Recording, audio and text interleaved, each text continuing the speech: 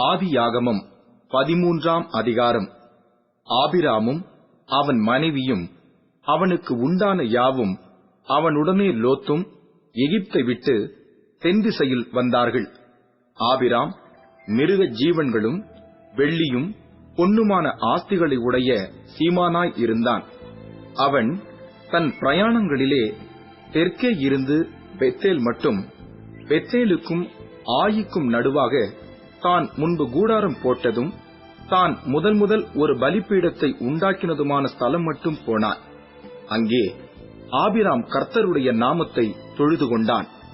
ஆபிராமுடனே வந்த லோத்துக்கும் ஆடு மாடுகளும் கூடாரங்களும் இருந்தன.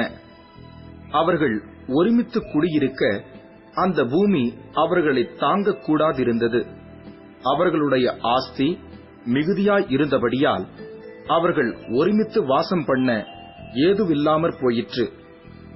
ஆபிராமுடைய மந்தை மேய்ப்பருக்கும் லோத்துடைய மந்தை மேய்ப்பருக்கும் வாக்குவாதம் உண்டாயிற்று. அக்காலத்திலே கானானியரும் பெர்சியரும் அத்தேசத்தில் குடியிருந்தார்கள். ஆபிராம் லோத்தை நோக்கி, எனக்கும் உனக்கும் என் மேய்ப்பருக்கும் உன் மேய்ப்பருக்கும் வாக்குவாதம் வேண்டாம், நாம் சகோதரர். இந்த தேசமெல்லாம் உனக்கு முன் இருக்கிறதல்லவா? நீ என்னை விட்டு பிரிந்து போகலாம். நீ இடதுபுறம் போனால் நான் வலதுபுறம் போகிறேன், நீ வலதுபுறம் போனால் நான் இடதுபுறம் போகிறேன் என்றான். அப்பொழுது லோத்து தன் கண்களை ஏறெடுத்து பார்த்து யோர்தான் நதிக்கு அருகான சமபூமி முழுவதும் நீர்வளம் பொருந்தினதாயிருக்க கண்டான். கர்த்தர் சோதோமையும் கொமோராவையும் அழிக்கும் முன்னே சோவாருக்கு போம் வழி மட்டும் அது கர்த்தருடைய தோட்டத்தைப் போலவும் எகிப்து தேசத்தைப் போலவும் இருந்தது. அப்பொழுது லோத்து யோர்தானுக்கு அருகான சமபூமி முழுவதையும் தெரிந்து கொண்டு கிழக்கு பிரயாணப்பட்டு போனான். இப்படி அவர்கள் ஒருவரை ஒருவர் விட்டு பிரிந்தார்கள்.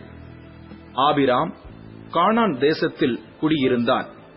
லோத்து அந்த யோர்தானுக்கு அருகான சமபூமியிலுள்ள பட்டணங்களில் வாசம் பண்ணி சோதோமுக்கு நேரே கூடாரம் போட்டான். சோதோமின் ஜனங்கள் பொல்லாதவர்களும் கர்த்தருக்கு முன்பாக மகா பாவிகளுமாய் இருந்தார்கள். லோத்து ஆபிராமை விட்டு பிரிந்த பின்பு கர்த்தர் ஆபிராமை நோக்கி, உன் கண்களை ஏறெடுத்து நீ இருக்கிற இடத்திலிருந்து வடக்கேயும் தெற்கேயும் கிழக்கேயும் மேற்கேயும் நோக்கிப்பார். நீ பார்க்கிற இந்த பூமி முழுவதையும் நான் உனக்கும் உன் சந்ததிக்கும் என்றைக்கும் இருக்கும்படி கொடுத்து உன் சந்ததியை பூமியின் தூளை போல பெருக பண்ணுவேன். ஒருவன் பூமியின் தூளை எண்ணக்கூடுமானால் உன் சந்ததியும் எண்ணப்படும். நீ எழுந்து தேசத்தின் நீளமும் அகலமும் எம்மட்டோ அம்மட்டும் நடந்து திரி, உனக்கு அதை தருவேன் என்றார்.